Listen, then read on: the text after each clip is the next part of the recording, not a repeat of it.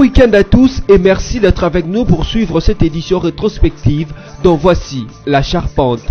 Les cadres du comité stratégique du Front commun pour le Congo FCC ont été reçus par le membre du Conseil de sécurité de l'ONU à Kinshasa le samedi 6 octobre 2018. Selon le directeur de cabinet du chef de l'État Néhémie Wilania, sa plateforme est prête pour les élections le 23 décembre de l'année en cours.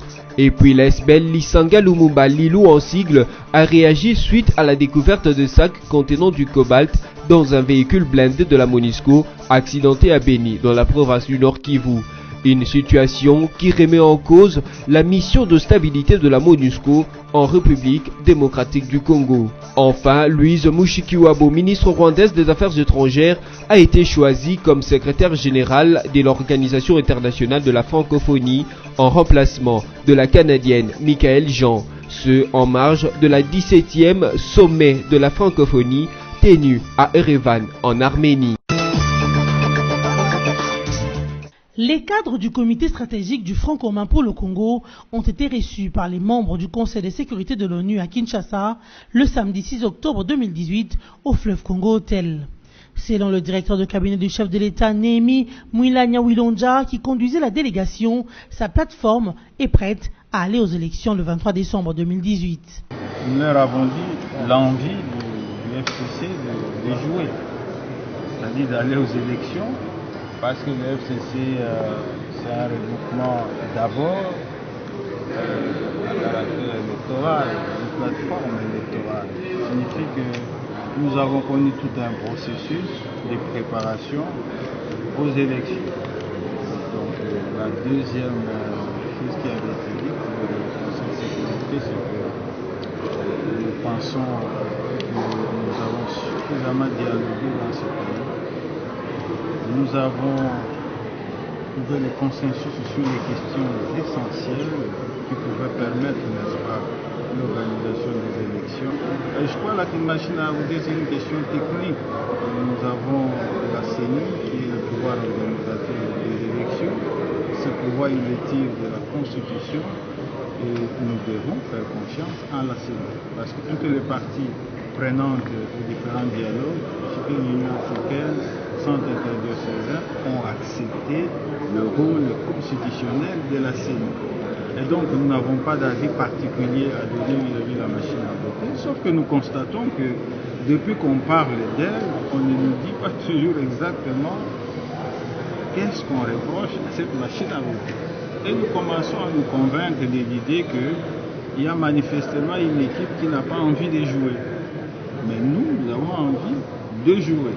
Et voilà pourquoi nous avons demandé au Conseil de sécurité, dans le respect de la souveraineté de notre pays, de prendre en compte tous les sacrifices consentis par le président de la République pour stabiliser ce pays, pour démocratiser ce pays et pour lui offrir cette chance d'aller vers les troisièmes élections libres et véritablement pluralistes.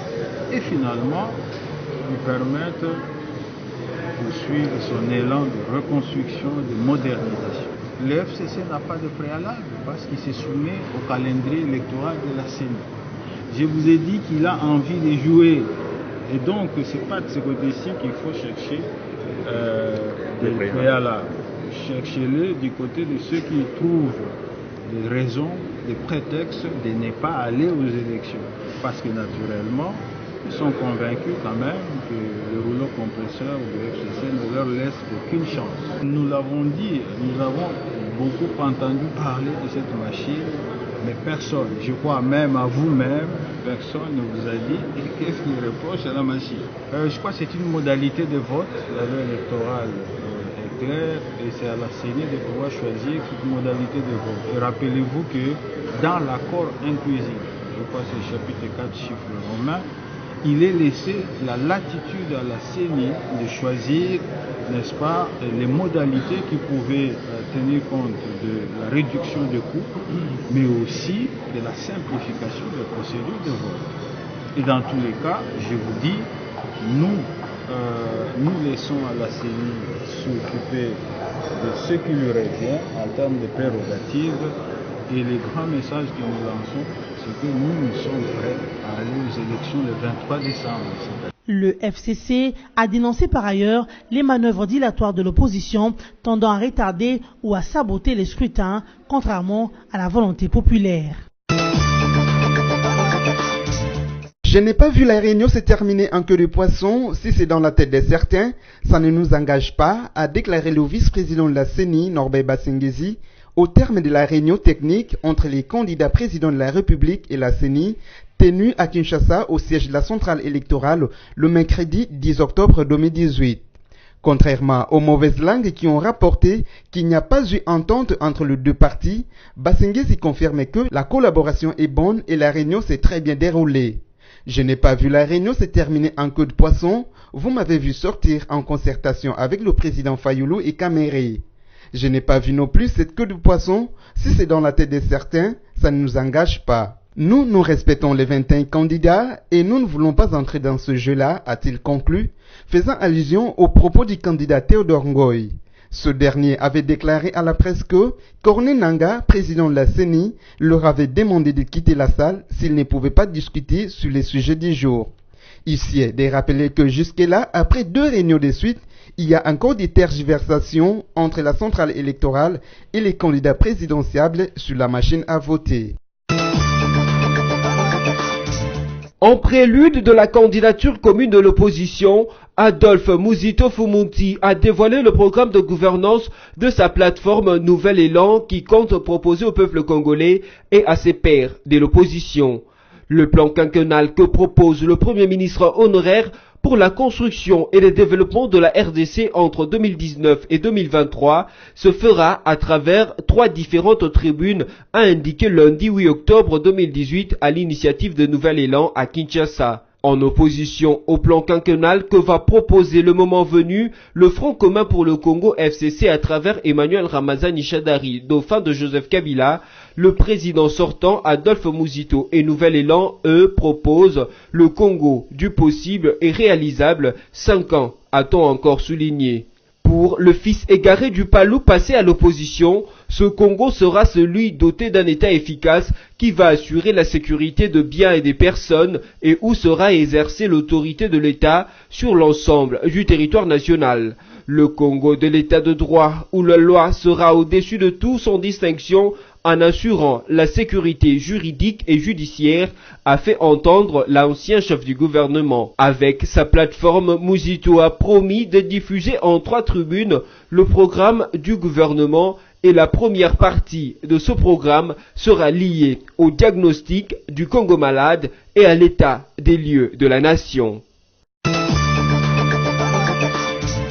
Fin de la mission des hauts responsables des forces armées de la RDC à Béni, dans le Nord Kivu. Cette délégation se rendue au lendemain des attaques meurtrières des rebelles des ADF Nalu qui ont endeuillé la ville de Béni. Pendant leur séjour, ces hauts officiers militaires ont évalué les capacités logistiques et humanitaires de l'armée à faire face aux potentielles attaques des ADF selon les sources militaires.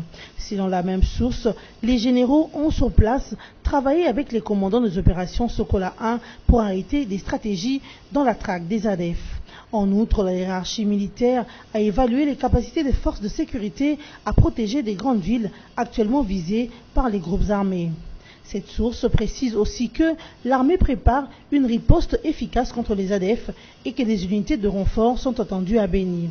Objectif, la neutralisation définitive des ADF. Ont participé à cette réunion durant le séjour à Béni le chef d'état-major général des FARDC et son adjoint chargé des opérations et renseignements, le chef d'état-major de la force terrestre, le commandant de la 3e zone de défense et son adjoint chargé des opérations, ainsi que le commandant de la 34e région militaire. Le processus électoral évolue conformément au calendrier, a déclaré jeudi 11 octobre 2018 Leila Zerougui, représentante du secrétaire des Nations Unies en RDC. C'était lors de la réunion sur la RDC qui a eu lieu au Conseil de sécurité de l'ONU à New York, aux États-Unis. La chef de la MONUSCO en RDC a encore souligné que la loi électorale a été modifiée, le fichier électoral établi et soumis à un audit, 21 candidats ont été validés pour pour concourir à la présidence de la République, 15 505 candidats à l'Assemblée nationale et 19 640 candidats aux assemblées provinciales. Et ce n'est pas tout. Leïla, qui s'est exprimée en vidéoconférence, s'est également félicitée que dans le cadre de l'accord dit de la Saint-Sylvestre, une réunion publique s'est tenue le 29 septembre dernier par des partis de l'opposition, sans encombre ni incident majeur. Et une autre est prévue le 13 octobre à Lubumbashi, dans la province du Haut-Katanga. Pour elle, il s'agit là des signes encourageants, soulignant que dans le cadre de sa mission, elle va continuer ses bons offices afin de contribuer à créer un environnement propice à une campagne électorale apaisée et à l'échange d'opinions. Par ailleurs, Leïla a exprimé son inquiétude au sujet de la situation sécuritaire complexe à l'est du pays à cause de l'activisme de groupes armés. Particulièrement, elle s'est dite préoccupée par la situation à Beni où les tueries se commettent toujours. Procès de l'opposant congolais Moïse Katumbi dans l'affaire de recrutement de mercenaires, la Cour de cassation a exigé sa présence physique en ouverture de la deuxième audience le mercredi 10 octobre à Kinshasa. Pour la Cour de cassation, les avocats du prévenu Katumbi n'ont pas qualité de le présenter au procès, vu qu'il s'agit de faits paisibles de 5 à 20 ans de servitude pénale. Moïse Katumbi, en dehors du pays depuis 2016, accuse le pouvoir en place de l'avoir empêché de regagner le pays au mois d'août 2018 et évoque des farces inconstitutionnelles. Un autre co-accusé, l'Américain Daryl Lewis, ne s'est pas présenté non plus. Ces derniers avaient à son tour accusé le gouvernement congolais de refuser de lui octroyer le visa pour pouvoir comparaître devant la justice congolaise. Pour rappel, Moïse Katumbi est accusé d'avoir fait entrer illégalement dans la ville de Lubumbashi une centaine de mercenaires dans la période où il était gouverneur du Grand Katanga. Par ailleurs, selon la loi congolaise, l'opposant congolais en exil risque entre 5 à 20 ans de servitude pénale. L'opinion se demande à cet effet si l'exigence de la Cour de cassation pourrait faciliter le retour au pays de Moïse Katumbi. Une dizaine de Congolais de la RDC ont été tués en Angola en marge des expulsions brutales des ressortissants congolais. Le gouvernement de Kinshasa a déjà pris contact avec les autorités angolaises pour mieux gérer cette affaire. C'est le ministre délégué des Congolais de l'étranger qui l'a affirmé. Emmanuel Ilunga a également précisé que le vice-premier ministre et ministre de l'Intérieur, Henri Mova Sakani, a pris en charge ces dossiers. C'est depuis la semaine dernière que les autorités angolaises ont lancé une opération d'expulsion des étrangers en situation irrégulière dans le pays et notamment dans les maisons d'achat des diamants. Cette opération est reprochée de nombreux dérapages, des violents affrontements entre les populations locales et étrangères ainsi que l'intervention de la police ont été signalés au cours d'expulsions de milliers de Congolais mais aussi des Nigérians, Libanais et Maliens. Les personnes refoulées disent être démunies et avoir été prises dans des puits de diamants ou dans la rue par la police qui les a embarquées dans les camions pour les reconduire à la frontière. Du côté des autorités congolaises, on affirme que les dispositions sont déjà mises en place pour accueillir les compatriotes expulsés de l'Angola. Entre-temps, les entretiens entre les deux pays se poursuivent. Enfin, les causes de l'accident de circulation survenu samedi 6 octobre 2018 au village Mbunda dans la province du Congo central sont connues. Le colonel Mwanamputu, porte-parole de la police nationale congolaise, parle de la somnolence au volant, l'excès de vitesse et les manques d'électricité sur la nationale numéro 1. Il précise, je cite, « L'accident n'a pas occasionné autant de morts ni de blessés. Il s'agit plutôt de l'imprudence de la population riveraine qui s'est rendue au lieu de l'accident pour se faire de réserve en carburant sans tenir compte du danger qu'il a guetté, d'où il y a eu explosion. » Fin de citation. Le colonel Mwanamputu a invité l'administration publique à réglementer la délivrance des autorisations des transports du carburant pour prévenir pareil incident à l'avenir. Il a par la suite émis le vœu de voir l'entreprise CEP Congo assurer seule la manutention ou les transports du carburant par pipeline, comme ce fut le cas il y a quelques années. Vous l'avez certainement appris, l'accident d'un blindé de la MONUSCO dans la ville de Beni. Chose étrange, l'engin était rempli des bières et des sacs contenant du cobalt de la RDC. Cette situation remet en cause la mission de stabilité de la MONUSCO en RDC. De ces faits, l'ASBEL Lisanga Lumumba dénonce une conspiration étrangère pour piller les richesses de la RDC. Au nom de l'ASBEL Lilou, Thierry Badiba Yafari a lu cette déclaration. Nous, les jeunes de Lisanga Lumumba, venons devant la population congolaise pour dénoncer une conspiration. Encore une fois de plus, le Congo est victime de la part de la MONUSCO. Cette complicité est celle de pérenniser ou d'éterniser l'ingérence au Congo et en Afrique. Après avoir assassiné Patrice Lumumba, ensuite Mouzé Laurent Désiré Kabila, pour avoir refusé que nos richesses soient pillées et dépossédées par les Congolaises et Congolais au détriment des impérialistes. Nous venons lancer un appel à la population congolaise, ainsi qu'à sa classe politique, majorité, opposition et société civile, que l'ingérence extérieure dont Lisanga Lumumba fait allusion a pour but de violer, fouler aux pieds notre souveraineté, notre indépendance, ainsi que l'imposition d'une marionnette à la tête du pays. Aujourd'hui, il n'y a plus de doute devant l'opinion internationale. Les masques sont tombés, que la MONUSCO n'est pas venue pour pacifier le Congo, mais plutôt jouer le rôle de pyromanes et enfin piller nos minéraux. Ce qui vient de se passer à Beni est un exemple vivant. De voir un véhicule blindé de la MONUSCO, après avoir connu un accident de circulation, on découvre que le véhicule blindé faisait le transport d'une grande quantité de colombo tantanique, coltan en sigle. Ce qui prouve à suffisance du refus catégorique du départ de la MONUSCO. Nous demandons à la population congolaise de se mettre debout et derrière Lisanga Lumumba pour chasser la MONUSCO de notre pays et en Afrique tout entière, pour qu'il y ait la paix et l'unité. La patrie ou la mort, nous vaincrons.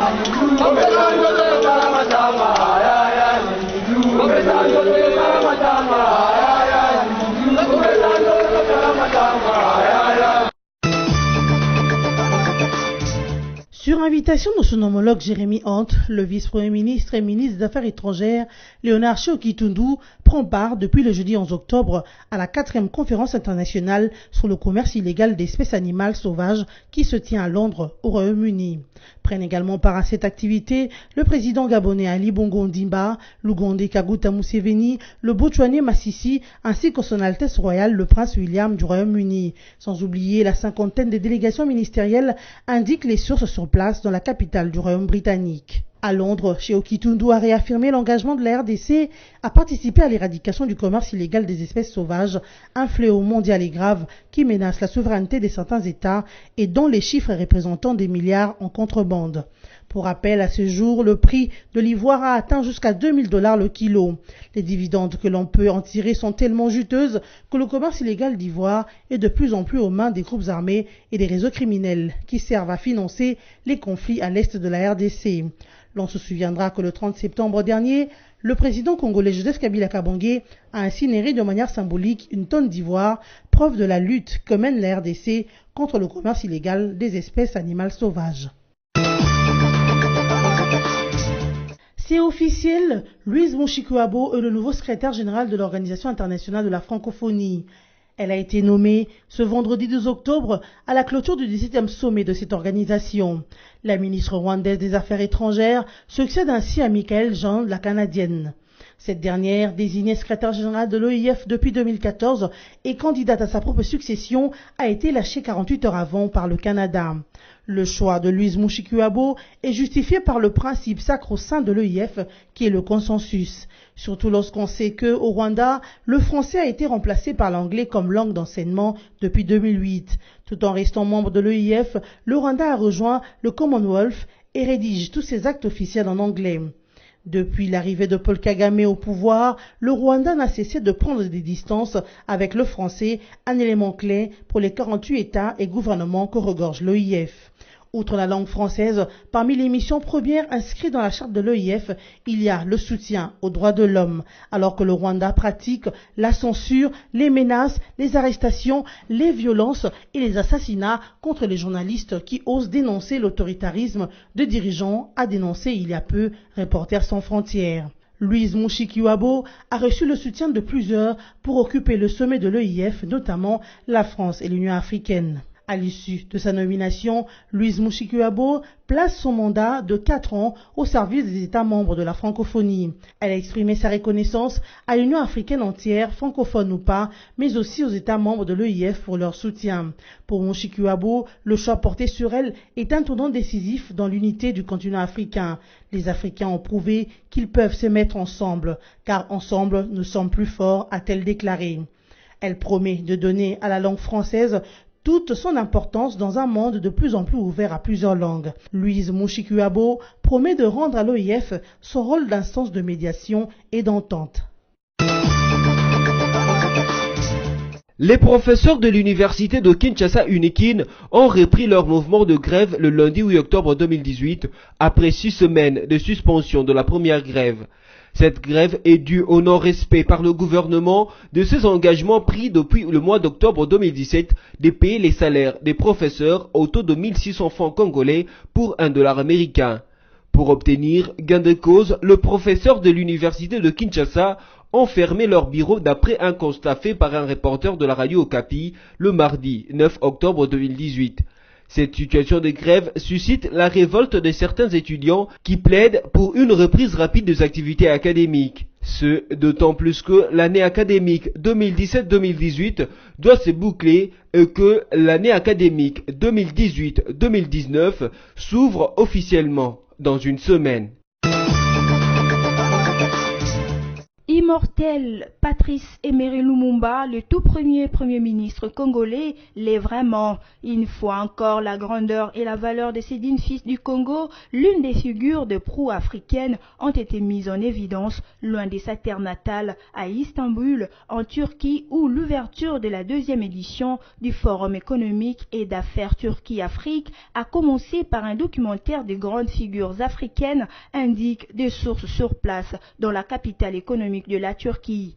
Ces films a commencé par montrer Patrice Emery Lumumba, l'ancien premier ministre du Congo indépendant, et dans le commentaire qui a accompagné cette vidéo, l'on peut entendre Lumumba, ses défenseurs de l'Afrique libre, précisant un hommage mérité hors des terres africaines qui a été rendu au héros national congolais à l'auditorium du centre de congrès Istanbul. Une preuve que même mort Lumumba est paradoxalement vivant et à jamais, soutient-on encore. Dans le même documentaire, le participant ont également vu défiler à l'écran les autres figures des Africains tels Nelson Mandela et Abessi, preuve qu'en prélude d'une messe économique turco-africaine, ces films documentaires sur les symboles de la dignité de l'homme noir tombaient à point nommé. Soulignons enfin que c'est dans ces mêmes ordres d'idées que le président turc Recep Tayyip Erdogan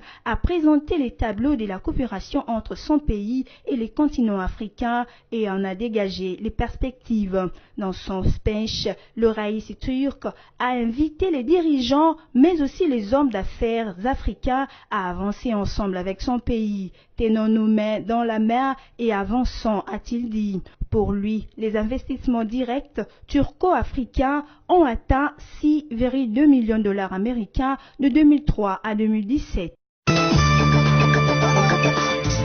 Fini la confusion autour de l'encaissement ou pas de billets de dollars américains avec étoile. Dans un communiqué de presse daté du 10 octobre 2018, l'Association congolaise de banques informe la clientèle des banques que les opérations de change et d'encaissement de billets des 100 dollars américains avec étoile en cours légal dans toutes les banques commerciales qui font partie de cette association dans toute la République démocratique du Congo. Le même communiqué ajoute qu'il n'y a aucune raison qu'une banque, peu importe le motif, puisse refuser ces billets. Le communiqué de l'Association congolaise des banques vient enlever la confusion sémée par la Robank qui récemment avait interdit à son personnel tout encaissement ou toute opération de change avec les billets verts des 100 dollars avec étoile.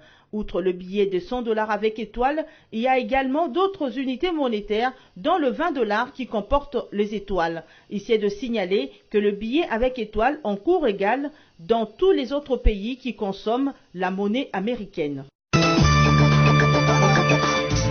Mardi 9 octobre, à la surprise générale, le monde a appris la démission de Nikki Haley, ambassadrice des États-Unis aux Nations Unies. Cette nouvelle est tombée, à en croire bon nombre des médias américains, au moment où la rumeur relative à une éventuelle candidature de Nikki à la présidentielle américaine de 2020 défrayait la chronique d'actualité dans l'opinion américaine, ont souligné plusieurs sources. Cependant, il y a lieu de relever que l'ancienne gouverneure de l'État de Caroline du Sud s'est rendue elle-même au bureau ovale de la Maison-Blanche où elle a notifié sa démission au président américain Donald Trump, ont indiqué plusieurs médias.